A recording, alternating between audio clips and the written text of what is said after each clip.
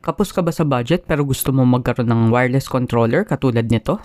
Well, I got you. Here we go. This is the T28 wireless controller. Pwede mo siyang magamit sa console, PC, tablet, and pwede rin siya sa cellphone.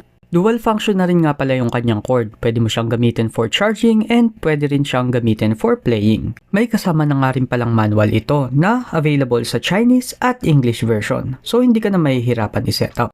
Very sleek ang design niya at napakaganda ng build quality. Maganda rin yung kulay niya and sakto rin yung bigat. May double vibration nga pala to, meron din siyang adaptive triggers, pwede rin siyang gamitin sa charging station, meron siyang built-in speaker at touchpad. By the way, gumagana nga rin pala yung gyro nito. Simple lang siya i-connect sa Bluetooth.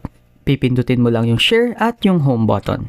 Teka, ulitin natin para mas makita nyo. And after mo pindutin yan, iilaw na yung kanyang light indicator. Up to 10 meters nga pala ang kanyang Bluetooth transmission. So paano